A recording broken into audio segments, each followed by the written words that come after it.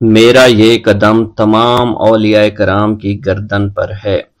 ایک مرتبہ محلہ حلبہ میں اپنے مہمان خانے میں وعظ فرماتے ہوئے حضور سیدنا غوث اعظم پر اچانک حالت کشف طاری ہوئی۔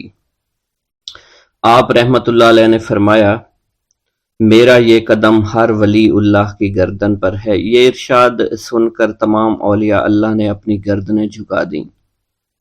صلحائے امت نے اس کی توضیح فرمائی ہے کہ آپ رحمت اللہ علیہ کے عہد مبارک اور بعد میں قیامت تک آپ کی عطا کے بغیر ولی اللہ ولایت کے درجے پر فائز نہیں ہو سکتا۔ سلطان الہند حضرت خواجہ معین الدین چشتی المعروف خواجہ غریب نواز اس وقت خراسان کے پہاڑوں پر مجاہدات میں مشغول تھے۔ انہوں نے بھی حضور سیدنا غوث اعظم کا ارشاد گرامی سن کر اپنی گردن جھکا دی اور یوں عرض گزار ہوئے، آپ کے قدمین شریفین میرے سر اور میرے آنکھوں پر ہیں۔ حضور سیدنا غوث اعظم فرماتے ہیں کہ میں 10 برس کی عمر میں اپنے شہر کے مکتب میں حصول علم کے لیے جایا کرتا تھا۔ اس وقت میرے ساتھ ملائکہ بھی ہوتے تھے جو میرے آگے پیچھے میری حفاظت کے لیے چلتے تھے۔ جب میں مدرسہ پہنچتا تو یہ منادی کرتے تھے، اللہ کے ولی کے لیے جگہ خالی کر دو۔ چنانچہ وہ میرے لیے جگہ خالی کر دیتے تھے۔ ایک مرتبہ میں نے ایک ایسے شخص کو دیکھا جس نے فرشتوں کی آواز سن کر کہا، جس میں کوئی مزاحمت نہ ہوگی، کہ یہ ایک نہایت معزز گھرانے کا فرد ہے اور عن قریب اس کو وہ عظمت حاصل ہوگی جس میں کوئی مزاحمت نہ ہوگی، اور اس کو ایسا قرب نصیب ہوگا کہ اس کو کوئی فریب نہ دے سکے گا۔ پھر 40 برس بعد میں نے اس شخص کو پہچانا۔ وہ شخص ابدالوں میں سے تھا۔ حضرت شیخ ابو سعود احمد بن بکر حریمی سے مروی ہے کہ حضور سیدنا غوث اعظم نے فرمایا کہ میں 55 سال تک تنہا عراق کے بیابانوں میں پھرتا رہا۔ میں لوگوں کو نہ جانتا، لوگ مجھے نہ جانتے۔ اسی دوران میرے پاس رجال الغیب اور جنات تشریف لاتے جنہیں میں طریقت اور اصول کی تعلیم دیتا تھا۔ ابتدا میں جب میں عراق میں داخل ہوا تو حضرت خضر میرے ہم سفر بنے، اور بعد میں اس وقت ان کو پہچانتا نہ تھا، اور اس کے ساتھ میرا معاہدہ ہوا کہ میں ان کے کسی حکم کی خلاف ورزی نہیں کروں گا۔ ایک مرتبہ انہوں نے مجھے ایک جگہ بیٹھنے کا حکم دیا اور میں اس جگہ 3 سال تک بیٹھا رہا۔ سال میں ایک مرتبہ حضرت خضر میرے پاس تشریف لاتے، فرماتے کہ یہی تیرا مقام ہے جہاں تجھے پہنچایا گیا ہے۔ اس عرصہ کے دوران تمام نفسانی خواہشات مجھ پر انسانی شکل میں وارد ہوئیں، لیکن اللہ عز و جل نے مجھے ہر موقع پر استقامت عطا فرمائی اور مجھے ان خرافات سے بچائے رکھا۔ ابتدا میں میرا نفس مجاہدہ کا کوئی طریقہ اختیار کرتا تو میں اس پر قائم ہو جاتا اور کسی چیز کو قبول نہ کرتا تھا۔ ایک طویل مدت تک اپنا گلا گھونٹتے ہوئے میں مدائن کے جنگلوں میں مجاہدات میں مشغول رہا۔ حضور سیدنا غوث اعظم فرماتے ہیں کہ میں نے اپنے نفس کو مختلف مجاہدوں، مختلف ریاضتوں اور مختلف مشقتوں میں ڈالے رکھا۔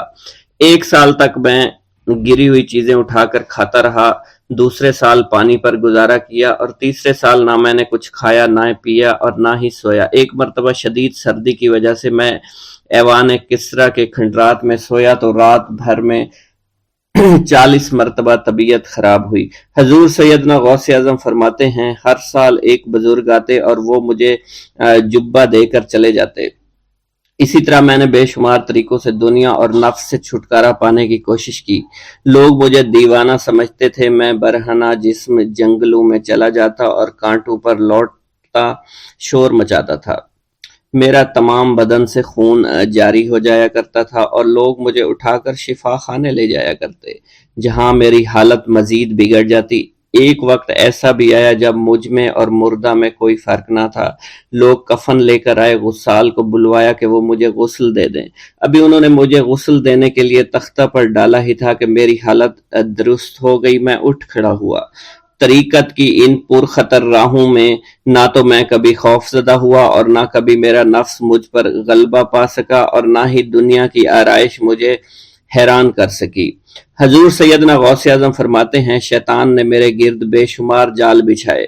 جب میں نے اس سے کہا کہ یہ کیا ہے تو اس نے کہا، یہ دنیاوی چیزیں ہیں اور میں ان جالوں سے تم جیسوں کو شکار کرتا ہوں۔ میں نے 1 سال تک شیطان کا مقابلہ کیا، اس کے بچھائے ہوئے تمام جالوں کو ختم کر دیا۔ اس کے بعد میرے سینے کو کھول دیا گیا اور مجھ پر بے شمار خلائق ظاہر ہوئے۔ حضور سیدنا غوث اعظم فرماتے ہیں میں نے دریافت کیا کہ یہ اللہ کیسے ہیں؟ جواب ملا کہ یہ خلق کے اسباب ہیں جو تم سے ملے ہوئے ہیں۔ میں سال بھر ان کی جانب متوجہ رہا یہاں تک کہ وہ مجھ سے جدا ہو گئے۔ جب مجھ پر میرا باطن ظاہر کیا گیا تو میں نے اپنے قلب کو بہت سے علائق سے ملوث پایا۔ میں نے دریافت کیا کہ یہ علائق کیا ہیں؟ جواب ملا یہ تمہارے ارادے، تمہارے اختیارات ہیں۔ چنانچہ 1 سال تک ان کی جانب متوجہ رہا کہ وہ مجھ سے دور ہو گئے۔ میرا قلب ان تمام غلاظتوں سے نجات پا گیا۔ پھر مجھ پر میرے نفس کو ظاہر کیا گیا، میں نے اس کا مشاہدہ کیا، مجھے معلوم ہوا اس کے ساتھ کچھ امراض اور بھی ہیں اور نفس کی خواہشات زندہ ہیں، نفس کا شیطان سرکش ہے۔ چنانچہ میں نے سال بھر پھر توجہ دلائی اور میرے نفس کے تمام امراض سرے سے ہی ختم ہو گئے اور اس کے شیطان نے کلمہ پڑھ لیا اور پھر میرے تمام امور اللہ کے لیے ہو گئے اور میں اپنی ہستی سے باہر نکل آیا۔ حضور سیدنا غوث اعظم فرماتے ہیں پھر میں توکل کے دروازے پر آیا تاکہ میرا مقصد پورا ہو، لیکن جب میں نے توکل کے دروازے پر پہنچا تو بے شمار لوگ موجود تھے۔ میں اس ہجوم کو چیرتا ہوا آگے بڑھا اور شکر کے دروازے پر پہنچ گیا، یہاں پر بھی لوگوں کا جمع غفیر موجود تھا، اس سے بھی چیرتا ہوا آگے بڑھا اور مشاہدہ کے دروازے پر پہنچ گیا اور یہاں پر موجود ہجوم کو چیرتا ہوا اندر داخل ہوا، حتیٰ کہ سب سے آخر میں مجھے فقر کے دروازے پر لایا گیا۔ فقر کا دروازہ خالی تھا۔ جب اس دروازہ میں داخل ہوا تو دیکھا جن جن چیزوں کو میں نے ترک کیا تھا وہ سب یہاں موجود تھیں۔ یہاں مجھے ایک بہت بڑے روحانی خزانے کی فتوحات سے نوازا گیا اور میرے لیے تمام دنیا کے خزانے کھول دیے گئے۔ مجھے روحانی عزت، دائمی فنا اور خالص آزادی عطا فرمائی گئی۔ میری تمام چیزیں جو میری ہستی اور میری صفات سب معدوم ہو گئیں اور میری ہستی کی جگہ کسی اور نے لے لی۔ حضرت شیخ ابو سعید مخزومی نے حضور سیدنا غوث اعظم کو خرقہ خلافت سے نوازا اور فرمایا اے عبد القادر، یہ وہ خرقہ ہے جو حضور نبی کریم صلی اللہ علیہ وسلم نے حضرت سیدنا علی المرتضیٰ کو عطا فرمایا، اور حضرت سیدنا علی المرتضیٰ نے یہ خرقہ حضرت خواجہ حسن بصری کو عطا فرمایا تھا، جس سے ہوتا ہوا یہ خرقہ مجھ تک پہنچا، اور یہ تمہاری امانت تھی جو میں نے تم تک آج پہنچا دی ہے۔ حضور سیدنا غوث اعظم نے جب خرقہ مبارک کو زیب تن کیا تو آپ پر بے شمار انوار و تجلیات کی بارش ہونا شروع ہو گئی۔ حضور سیدنا غوث اعظم نے حضرت شیخ ابو سعید مخزومی کے مدرسہ میں تدریسی فرائض سر انجام دینا شروع کر دیے۔ آپ کے لیے فی الحال تدریسی مصروفیات کے علاوہ کوئی کام نہ تھا۔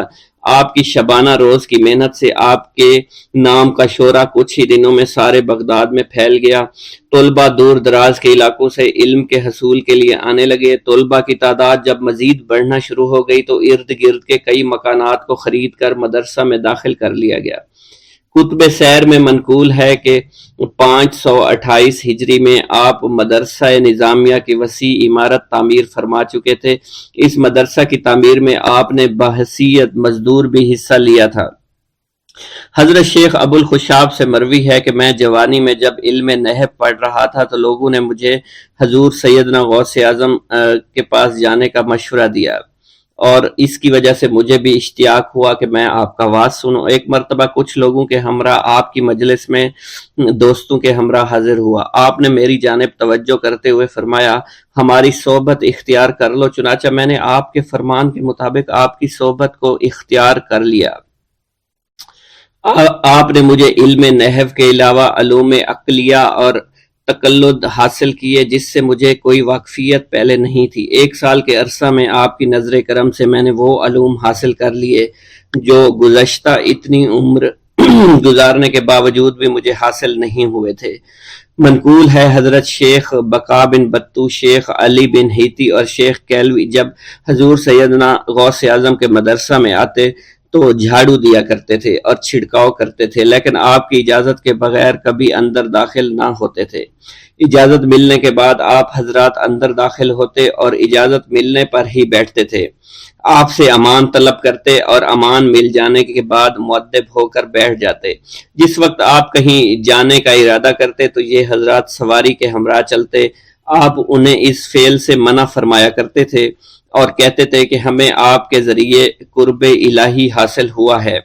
حضرت شیخ محمد قائل الادنیٰ سے مروی ہے کہ ایک مرتبہ حضور سیدنا غوث اعظم سے دریافت کیا گیا کہ آپ کی بزرگی اور عظمت کا راز کیا ہے؟ آپ نے فرمایا کہ میں کبھی جھوٹ نہیں بولتا اور کبھی کسی سے کذب بیانی نہیں کرتا۔ حضرت شیخ ابراہیم قندوزی کی آمد۔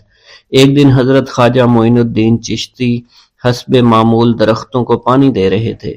حضرت شیخ ابراہیم قندوزی گھومتے پھرتے اسی باغ کی طرف آن نکلے۔ حضرت شیخ ابراہیم قندوزی اسی آبادی میں رہا کرتے تھے جہاں آپ مقیم تھے، اور وہ اللہ عز و جل کے عشق میں اس قدر ڈوبے ہوئے تھے کہ ان پر عشق حقیقی کی وجہ سے اکثر خود فراموشی کی حالت طاری رہتی تھی۔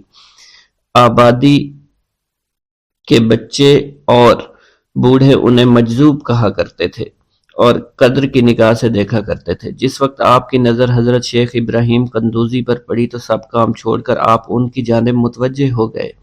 آگے بڑھ کر خوش آمدید کہا اور دست مبارک کو بوسہ دیا، پھر نہایت عزت اور احترام کے ساتھ ایک سایہ دار درخت کے نیچے بٹھایا۔ ان دنوں انگوروں کا موسم تھا، کچھ پکے ہوئے خوشے بیلوں سے اتار کر آپ کی خدمت میں پیش کیے اور خود باادب ہو کر دو زانوں بیٹھ گئے۔ حضرت شیخ ابراہیم قندوزی کو حضرت خواجہ معین الدین چشتی کی مہمان نوازی کا انداز بہت پسند آیا۔ آپ کا یہ ادب بہت بھلا محسوس ہوا۔ حضرت شیخ ابراہیم قندوزی پہچان گئے کہ یہ بچہ نہایت ہونہار اور راہ حق کا متلاشی ہے۔ حضرت شیخ ابراہیم قندوزی نے اپنی جیب سے ایک کھلی کا ٹکڑا نکالا، دندان مبارک سے چبا کر خواجہ معین الدین چشتی کے دہنے مبارک میں ڈال دیا۔ وہ کھلی کا ٹکڑا شباب معرفت کا جام تھا جسے پیتے ہی آپ پر خودی کی کیفیت طاری ہو گئی اور نگاہوں سے تمام حجابات دور ہو گئے۔ آنکھوں میں نور ہی نور چھا گیا، تعینات کے حجابات سامنے سے اٹھ گئے، جوش حیرت قلب پر طاری ہو گیا، آنکھیں کھلی کی کھلی رہ گئیں۔ یہ نہیں کہا جا سکتا حضرت خواجہ معین الدین چشتی اس حالت فراموشی میں کب تک آئینہ حیرت بنے رہے۔ جب آپ کو ہوش آیا تو ساقی جام معرفت محفل سے اٹھ چکا تھا، دل قابو سے باہر ہو گیا، طبیعت پر جبر کر کے دامن صبر قرار تھام کر کے بیٹھ گئے۔ عشق میں صبر چونکہ انتہائی دشوار ہوتا ہے، لہٰذا حضرت خواجہ معین الدین چشتی کو بھی قرار نہ رہا، اور جو جلوہ آپ کو حضرت شیخ ابراہیم قندوزی دکھا چکے تھے، اس جلوہ کو دیکھنے کے بعد آپ خود پر ایک دیوانگی کی ایک کیفیت طاری ہو چکی تھی، اور دنیا اور دولت، دنیا سب حقیر اور بے وقعت دکھائی دینے لگی۔ آپ کے قلب میں عشق خداوندی جوش مارنے لگا اور قلب تمام دنیاوی آلائشوں سے پاک ہو گیا اور دنیا سے بے پرواہ ہو چکا تھا۔ جیسے جیسے وقت گزرتا گیا، حضرت خواجہ معین الدین چشتی کی دیوانگی اور وارفتگی بڑھتی چلی گئی۔ آپ نے حضرت شیخ ابراہیم قندوزی کے ہاتھوں جام معرفت پینے کے تیسرے دن ہی اپنی تمام املاک فروخت کر کے اس رقم کو راہ خدا میں خرچ کر دیا اور خود معمولی ساز راہ لیا اور اپنے وطن اور اپنے عزیز و اقارب اور رفقا کی محبت کو خیر باد کہہ کر چل دیے۔ محبوب حقیقی کے سچے عاشقوں کا یہ دستور رہا ہے کہ وہ قرب یار پانے کے لیے سب سے پہلے علوم ظاہری کا زینہ طے کیا کرتے ہیں، پھر عمل کی دشوار گزار منزلوں کو طے کر کے علوم باطنی سیکھتے ہیں، تب کہیں جا کر انہیں جلوہ محبوب دکھائی دیتا ہے۔ خواجہ معین الدین چشتی نے بھی اپنے مطلوب تک رسائی کے لیے یہی راستہ اختیار کیا۔ اس زمانہ میں ترکستان کی سرحد پر واقع سمرقند اور بخارا کے عظیم الشان دارالعلوم عالمگیر شہرت رکھتے تھے۔ مشرق و مغرب کے ہزاروں طلبہ ہر سال علم کی دولت سے مالا مال ہونے کے لیے ان دارالعلوم کا رخ کیا کرتے تھے۔ حضرت خواجہ معین الدین چشتی نے تحصیل علوم و فنون کے لیے سمرقند بخارا کا انتخاب کیا۔ بخارا پہنچ کر آپ علم حاصل کرنے میں مشغول ہو چکے تھے، اگرچہ حضرت خواجہ معین الدین چشتی کی صغیر سنی کی تعلیم کے متعلق کسی سوانح نگار نے قلم کو جنبش نہیں دی کہ والدین نے آپ کو گھر میں ابتدائی تعلیم دی تھی، مگر سادات خراسان کے مقتدر خاندانوں سے تعلق اور عارف و کامل صاحب فضل و کمال باپ کی گود میں پرورش پانے والے حضرت خواجہ معین الدین چشتی بھلا کیوں کر ان پڑھ رہ سکتے تھے؟ حالات و واقعات کے سیاق و سباق میں غور کرنے سے معلوم ہوتا ہے کہ آپ نے اگرچہ زیادہ تعلیم تو نہیں، کم از کم قرآن مجید کی تعلیم اور علوم مروجہ کی ابتدائی کتابیں ضرور پڑھی ہوں گی، اور یہ بات بھی بعد از قیاس نہیں کہ قرآن مجید کے کچھ سپارے بھی حفظ کیے ہوں۔ بہرحال بخارا پہنچنے سے پہلے آپ نوشت خواندند سے واقف ضرور تھے۔ حضرت خواجہ معین الدین چشتی بخارا کے تمام علماء فضلاء کے حلقہ درس میں شریک ہوئے۔ تذکروں اور سوانح عمری کے مطالعہ سے یہ پتہ نہیں چلتا ہے کہ آپ نے کن کن اساتذہ کے سامنے زانوئے تلمند طے کیا، مگر آپ کے اساتذہ میں حضرت مولانا حسام الدین بخاری خصوصیت کے ساتھ قابل ذکر ہیں، جنہوں نے آپ کو دستار فضیلت عطا فرمائی۔ حضرت مولانا حسام الدین بخاری کی دستگاہ سے آپ نے علوم ظاہری کی تکمیل فرمائی۔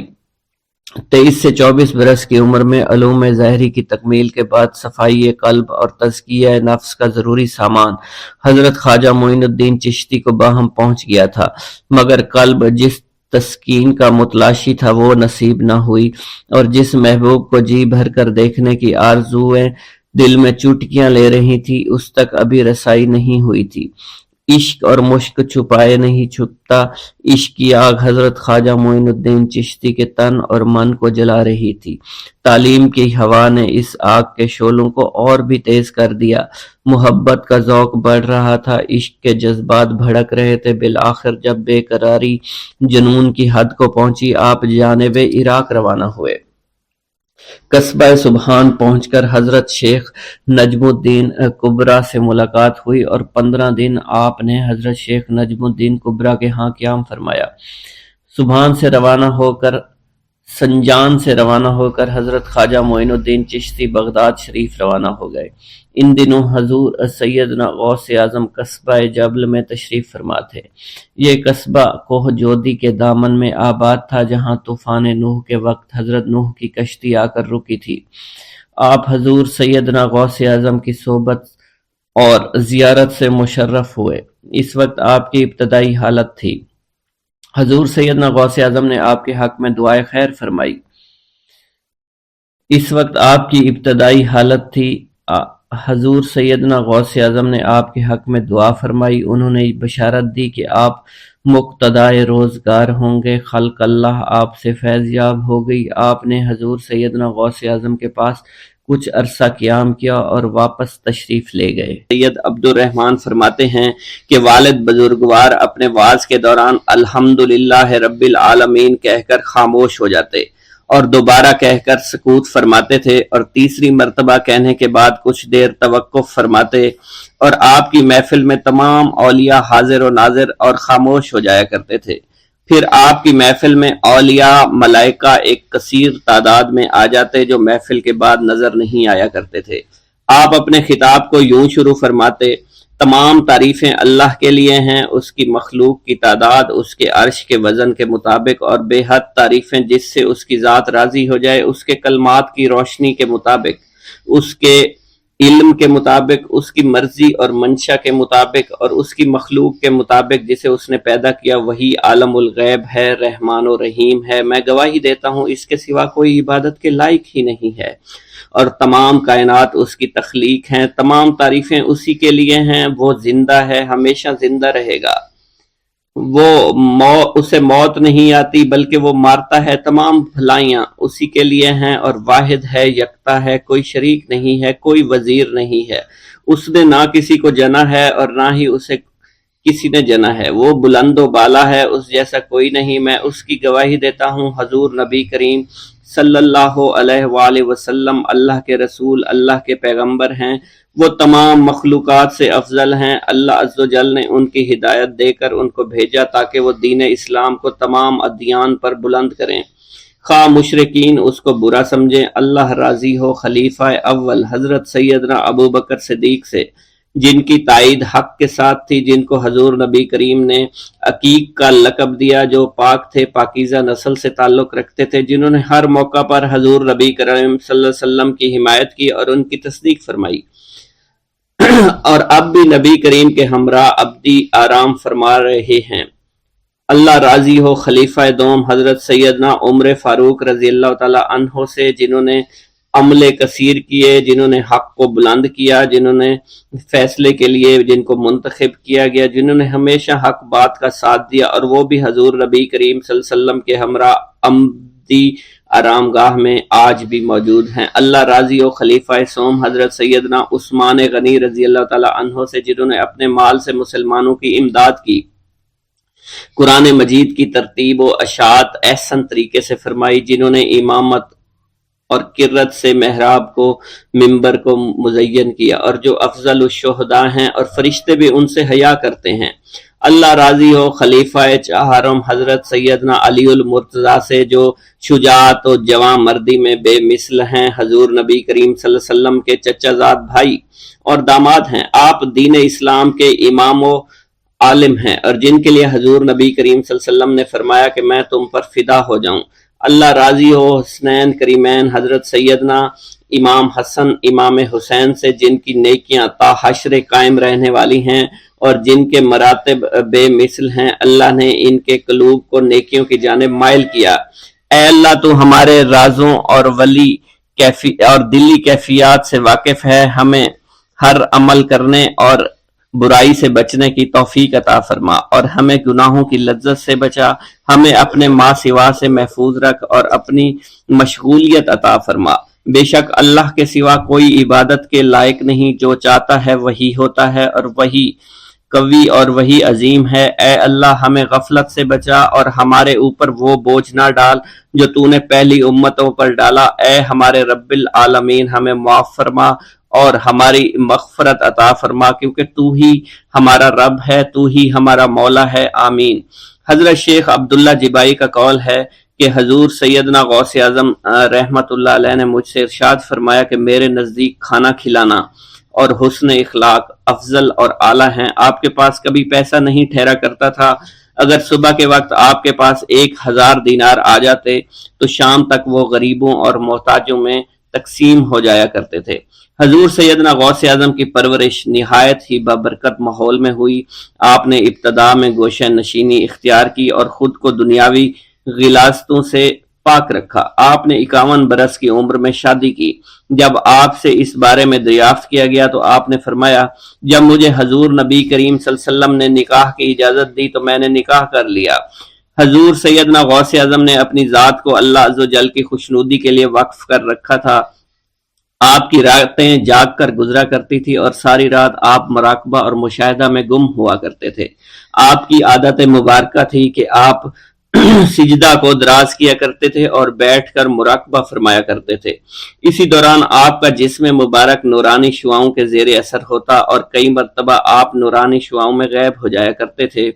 حضرت شیخ ابو عبداللہ بن حسنین بن ابی الفضل فرماتے ہیں کہ حضور سیدنا غوث اعظم کے بعض دہقانی مریدین ہر سال آپ کے لیے گیہوں بوتے تھے اور جائز طریقہ سے اسے پالتے تھے۔ پھر آپ کے بعض مریدین اسے پیستے اور آپ کے لیے ہر روز 4-5 روٹیاں پکاتے اور شام کو آپ کے پاس روٹیاں لے کر آیا کرتے تھے۔ آپ حاضرین میں ایک ایک ٹکڑا تقسیم کر دیتے اور جو بچ جاتا وہ اپنے لیے رکھ لیا کرتے تھے۔ حضرت شیخ خضر حسنی سے منقول ہے، حضور سیدنا غوث اعظم ایک شکستہ دل فقیر کو دیکھا۔ آپ نے اس سے اس کی کیفیت کے متعلق دریافت کیا تو اس نے کہا کہ میں آج دریا کے کنارے گیا اور ملاح سے کہا مجھے دریا کے پار لے جائے۔ اس نے انکار کر دیا۔ میں اپنے اس افلاس کے سبب پریشان اور شکستہ دل ہوں۔ ابھی اس فقیر کا کلام جاری تھا کہ ایک شخص آپ کی خدمت میں حاضر ہوا اور 30 دینار آپ کی خدمت میں پیش کیے۔ آپ نے وہ دینار اس فقیر کو دے دیے اور فرمایا کہ اس ملاح سے کہنا کہ کسی فقیر کا سوال رد نہ کیا کرے۔ حضرت شیخ معمر ابو المظفر فرماتے ہیں، میں نے حضور سیدنا غوث اعظم سے زیادہ کسی کو درگزر فرمانے والا آج تک نہیں دیکھا۔ آپ کی عطا کا یہ علم تھا، ایک محفل میں 400 لوگوں کو ولایت کے مقام اعلیٰ تک پہنچا دیا کرتے تھے، بھوکوں کو کھانا کھلانا، بیواؤں کی حاجت روائی کرنا۔ آپ کا معمول تھا جب کسی بیمار کے متعلق سنتے تو فوراً اس کی عیادت کے لیے تشریف لے جایا کرتے تھے۔ فقراء کو آپ رحمت اللہ علیہ کے در سے بغیر سوال کیے عطا ہو جایا کرتا تھا۔ حضور سیدنا غوث اعظم نے فرمایا کہ مخلوق سے کنارہ کشی سے پہلے علم حاصل کرو، کیونکہ جو شخص علم کے بغیر عبادت کرتا ہے وہ اصلاح سے زیادہ فساد میں مبتلا ہو جاتا ہے۔ تمہیں چاہیے کہ شمع شریعت اپنے ہمراہ لے کر علم کی روشنی میں علم عمل کرو، پھر اللہ تعالیٰ تمہیں علم لدنی کا وارث بنا دے گا جس سے تم ناواقف ہو۔ تمہیں چاہیے کہ تمام اسباب و ذرائع سے تعلق منقطع کر کے رشتہ داروں اور احباب سے جدائی اختیار کرو، تاکہ تم اپنے زہد کی وجہ سے اپنی قوت باطنی اور اپنے حسن ادب کا مشاہدہ کر سکو۔ خدا کے علاوہ تمام عالم و اسباب سے اس خوف سے منقطع ہو جاؤ تاکہ تمہاری شمع معرفت نہ بجھ جائے، اور جب تم 40 دن اپنے رب کے لیے مخصوص کر دو گے تو تمہارے قلب سے حکمت کے چشمے جاری ہو جائیں گے اور تم معرفت الہی کی تپش کا مشاہدہ کرنے لگے گے، جس کو حضرت موسیٰ علیہ السلام نے اپنے شجر قلب پر محسوس کیا تھا۔ اس کیفیت کے بعد تم اپنے نفس و خواہش، اپنے شیطان سے، اپنی طبیعت اور اپنے وجود سے کہو گے کہ ٹھہر جا، میں نے اس آگ کا مشاہدہ کر لیا ہے جو قلب موسیٰ علیہ السلام پر روشن ہوئی تھی۔ اس کے بعد تمہارے قلب میں باطن سے یہ آواز آنے لگے گی کہ میں ہی تمہارا رب ہوں، میری ہی عبادت کرو، میرے غیر کی اطاعت سے گریزاں ہو جاؤ، میرے سوا کسی سے تعلق مت رکھو، میری معرفت حاصل کر کے میرے غیر کو فراموش کرو، غیر سے اعراض کر کے میرے علم، میرے قرب، میرے ملک اور میری سلطنت کی جانب متوجہ رہو۔ جب تمہیں بقا الہی حاصل ہو جائے تو تمہاری زبان پر اندہ جاری ہو جائے گا اور تمام حجابات رفع ہو کر قلب سے کدورت زائل ہو جائے گی اور نفس کو مکمل سکون حاصل ہو جائے گا۔ پھر جب اس کے الطاف غالب ہو جائیں گے تو تمہیں خطاب کیا جائے گا، اے قلب، فرعون نفس کی طرف توجہ کر اور اس کو راہ ہدایت پر چلاتا ہوا میری جانب آ لے اور اس سے کہہ دے کہ میرا ہی اتباع کریں، پھر انہیں رشد کے راستے پر ہدایت کر کے اس سے تعلق قائم کر اور اس کے بعد پھر قطع تعلق کر کے دوبارہ استوار کر لے اور اسی طرح سے کرتا رہے۔ حضرت شیخ و معمر سے منقول ہے، فرماتے ہیں ایک مرتبہ میں حضور سیدنا غوث اعظم شیخ عبد القادر جیلانی رحمۃ اللہ علیہ کی خدمت میں حاضر تھا۔ آپ بیٹھے کچھ لکھ رہے تھے، اسی دوران چھت سے 3 مرتبہ مٹی گری، چوتھی مرتبہ ایسا ہوا آپ نے جلال میں آ کر اس جگہ دیکھا جہاں سے مٹی گر رہی تھی۔ اسی دوران ایک چوہا اس جگہ سے نیچے گرا اور مر گیا، یہ چوہا ہی وہاں سے مٹی کھود رہا تھا۔ حضرت شیخ عمر بن مسعود بزاز فرماتے ہیں حضور سیدنا غوث اعظم وضو فرما رہے تھے، اسی دوران ایک چڑیا نے آپ کی قمیض پر بیٹ کر دی۔ آپ نے جلالی نظروں سے چڑیا کو دیکھا، وہ چڑیا اسی وقت نیچے گری مر گئی۔ آپ نے وضو سے فارغ ہونے کے بعد قمیض کے اس حصے کو دھویا اور پھر اپنی قمیض مبارک اتار کر مجھے دی اور فرمایا اس کو فروخت کر کے اس کی رقم کو خیرات کر دو، یہ اس کا بدلہ ہے۔ حضور سیدنا غوث اعظم کے زمانہ میں بہت ہی گناہگار شخص تھا، اس کے دل میں آپ سے بے پناہ محبت تھی۔ جب اس کے مرنے کے بعد دفن کیا گیا تو قبر میں منکر نکیر نے سوالات کیے تو اس نے سوال کے جواب میں عبد القادر جواب دیا۔ منکر نکیر نے اللہ کی بارگاہ میں اس کے جواب کو پیش کیا، حکم ہوا اگرچہ یہ بندہ فاسقوں میں سے ہے لیکن یہ میرے محبوب سید عبد القادر جو کہ صادقین میں سے ہیں ان سے محبت رکھتا ہے۔ بغداد کے محلہ باب العز کے قبرستان میں سے ایک قبر سے مردہ کے چیخنے کی آواز آنے لگی۔ لوگوں نے حضور سیدنا غوث اعظم کی خدمت میں عرض ہو کر عرض کیا، آپ نے دریافت کیا کیا صاحب قبر نے مجھ سے خرقہ پہنا؟ لوگوں نے عرض کیا ہمیں اس کا علم نہیں۔ آپ نے دریافت کیا کیا یہ میری محفل میں کبھی شریک ہوا؟ ہمیں اس کا علم نہیں۔ آپ نے پھر دریافت کیا کیا کبھی میرے پیچھے نماز پڑھی؟ نہیں معلوم۔ آپ نے مراقبہ فرمایا اور آپ کے چہرہ مبارک پر جلالیت کے آثار نمودار ہو گئے۔ بعد ازاں آپ نے چہرہ مبارک پر وقار ظاہر ہوا اور آپ نے فرمایا کہ اس شخص نے میری زیارت کی، مجھ سے حسن ظن رکھا، اسی وجہ سے اللہ نے اس پر رحم فرما دیا ہے، چنانچہ اس کے بعد کبھی قبر سے آواز نہیں آئی۔ منقول ہے حضرت شیخ ابو الحسن علی بن وہب ازجی بیمار ہو گئے۔ حضور سیدنا غوث اعظم عیادت کے لیے تشریف لائے تو آپ نے وہاں ایک قمری اور ایک کبوتری کو دیکھا۔ حضرت شیخ ابوالحسن نے آپ سے عرض کی کہ یہ کبوتری 6 ماہ سے انڈے نہیں دے رہی اور قمری 9 مہینے سے بول نہیں رہی۔ آپ نے کبوتری سے فرمایا تو اپنے مالک کو فائدہ پہنچا، اور قمری سے فرمایا تو اپنے خالق کی تسبیح کر۔ چنانچہ قمری نے اسی وقت کوکو کرنا شروع کر دیا، یہاں تک کہ بغداد کے لوگ اس کی آواز سننے کے لیے جوق در جوق جمع ہونا شروع ہو گئے، اور کبوتری نے بھی انڈے دے دیے اور ان سے بچے نکلے۔ بسم اللہ الرحمن الرحیم۔ ناظرین گرامی، روایت میں آتا ہے کہ قطب الاقطاب حضرت شیخ عبد القادر جیلانی الحسنی والحسینی الجیلانی، حضرت غوث اعظم شیخ عبد القادر جیلانی رحمۃ اللہ علیہ جب نماز ادا کرتے تو بہت زار و قطار رویا کرتے، یعنی گریہ زاری کیا کرتے تھے۔ روتے روتے آپ کی ہچکی بن جایا کرتی تھی۔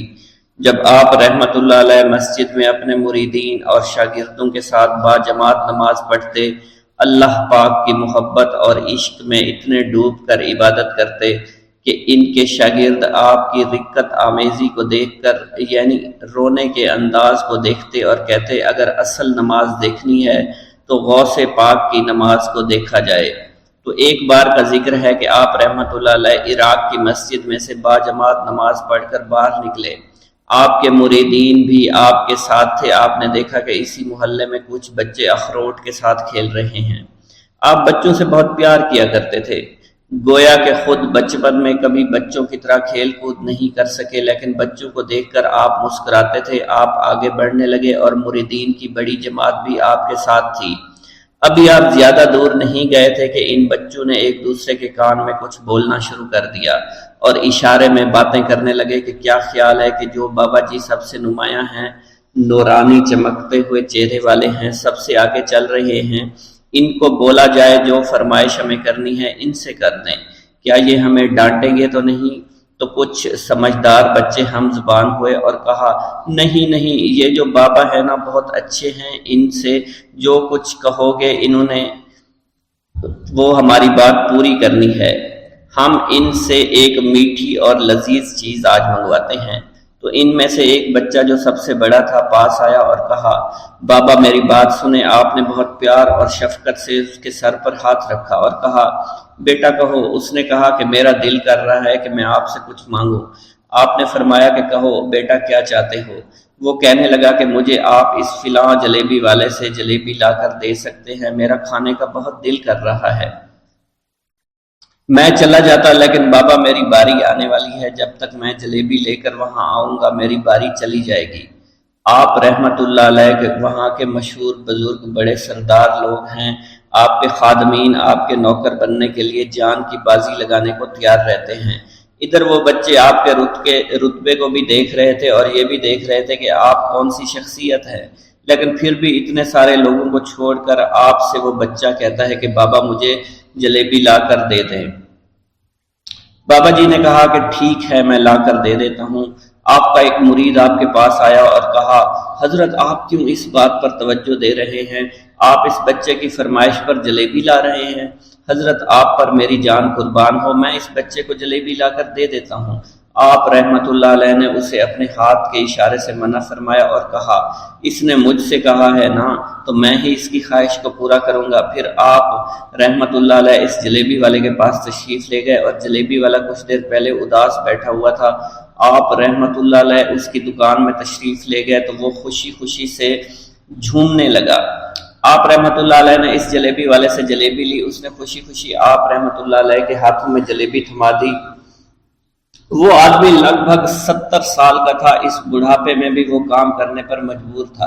اس کی آنکھوں میں آپ رحمت اللہ علیہ کو دیکھ کر آنکھوں سے آنسو آ گئے۔ اس نے روتے ہوئے کہا اللہ کا لاکھ لاکھ شکر ہے، اس نے میری دعا سن لی۔ آپ نے میری دکان میں قدم رکھے تو کئی دنوں سے آپ کے انتظار میں یہاں بیٹھا ہوا تھا۔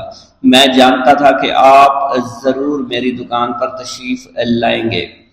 آپ رحمت اللہ علیہ نے فرمایا تمہیں کیسے پتا تھا کہ میں تمہاری دکان پر آؤں گا؟ وہ کہنے لگا کہ حضرت عرصہ ہوا ہے، کئی مہینوں سے میرا کاروبار نہیں چل رہا تھا، میرا کاروبار دن بدن ٹھپ ہوتا جا رہا تھا، فاقوں تک کی نوبت آ گئی تھی۔ مجھے اپنی فکر نہیں تھی لیکن اپنے چھوٹے چھوٹے بچوں کی تھی۔ اس بڑھاپے میں اللہ تعالیٰ نے اولاد تو دی لیکن ان کو پالنے کا کوئی بندوبست نہیں ہو رہا تھا۔ میں نے اپنی اس پریشانی کا ذکر کسی سے کیا تو اس نے کہا کہ عراق کے ایک شہر میں چلے جاؤ، وہاں پر کوئی ایک فقیر ہے، اس سے دعا کراؤ، وہ جس کے لیے دعا کرتے ہیں اس کا کام بن جاتا ہے۔ میں اتنا پریشان تھا کہ اس آدمی کے کہنے پر اس فقیر سے ملنے چلا گیا۔ اس کی تلاش کر کے میں نے اس سے کہا تم میرے لیے دعا کرو تاکہ میرے کاروبار میں ترقی ہو جائے اور میرے رزق میں برکت ہو جائے اور تنگ دستی دور ہو جائے تاکہ میں بیوی بچوں کا پیٹ پال سکوں۔ فقیر مجھے دیکھ کر کہنے لگا کہ تم پیران پیر غوث اعظم دستگیر رحمت اللہ علیہ کو نہیں جانتے؟ میں نے کہا میں نہیں جانتا۔ وہ کہنے لگا حیرت ہے کہ تمہیں یہ پتہ نہیں کہ تم ان کو جانتے ہی نہیں کہ ولیوں کے سردار ہیں۔ میں تو بہت چھوٹا سا فقیر ہوں، میری دعاؤں میں اتنا اثر نہیں کہ وہ غوث اعظم رحمت اللہ علیہ ہیں، جس کے لیے بھی دعا کریں اس کا بیڑا پار ہو جایا کرتا ہے، اور جب اس دور میں غوث پاک رحمت اللہ علیہ خود موجود ہے تو پھر ہمارا کیا مقام ہوگا ان کی دعا کے آگے؟ ہماری دعا کچھ بھی نہیں ہے۔ میں نے کہا اگر یہ بات ہے کہ آپ سے بڑا کوئی بزرگ ہے تو مجھے بتائیے کہ غوث پاک رحمت اللہ علیہ مجھے کہاں ملیں گے اور میں کہاں جاؤں ان سے ملنے کے لیے؟ وہ کہنے لگا کہ وہ جیلان میں ہیں، تم ادھر جاؤ، ہماری کیا جرت کہ آپ کے لیے دعا کریں۔ آپ رحمت اللہ علیہ جس کے لیے بھی دعا فرماتے ہیں اس کا بیڑا پار ہو جاتا ہے اور اس کو کہیں بول جانے کی ضرورت نہیں ہوتی۔ حضور جب اس فقیر نے مجھے یہ بات کہی تو فوراً جیلان شریف میں آ گیا اور یہاں پر میں نے آپ کی تلاش شروع کی۔ آج دیکھیے آپ خود بخود میری دکان پر تشریف لائے ہیں۔ اب دیکھیے کہ آپ کے آنے سے کیسا نور میری دکان میں آ گیا ہے۔ حضور میرے حق میں دعا فرما دیجئے، اللہ پاک میری زندگی کو آسانیاں عطا فرمائے۔ مجھے اپنی بیوی اور بچوں کی بہت فکر ہے۔ آپ رحمت اللہ علیہ نے فرمایا پریشان ہونے کی ضرورت نہیں، اللہ تعالیٰ سب معاملات ٹھیک فرما دے گا۔ یہ کہہ کر آپ تشریف لے گئے، اس بچے کے پاس آئے اور اس کے ہاتھ میں جلیبی تھما دی۔ ابھی وہاں سے جانے والے تھے، دوسرا بچہ آیا، اس نے کہا کہ بابا آپ نے اسے تو جلیبی لا کر دی ہے، مجھے بھی لا کر دیں۔ آپ نے اس سے بھی تسلی دی اور کہا میں تمہیں بھی جلیبی لا کر دے دیتا ہوں بیٹا۔ یہ دیکھ کر مریدین بہت غصہ ہونے لگے اور کہا کہ حضور ہم اس بچے کو جلیبی لا کر دے دیتے ہیں، آپ کیوں زحمت کرتے ہیں؟ لیکن آپ نے فرمایا نہیں، یہ بچے مجھ سے کہہ رہے ہیں نا، میں ان کا نہیں ٹال سکتا۔ حضور آپ بہت مصروف شخصیت ہے، کیوں ان چھوٹے بچوں کی باتیں سن رہے ہیں؟ آپ نے ہاتھ کے اشارے سے انہیں روکا اور فرمایا اللہ تعالیٰ نے ہمیں جس کام کے لیے چنا ہے بس وہ کام ہی ہم کر رہے ہیں، تم لوگ اللہ پاک کی حکمت کو نہیں سمجھ رہے۔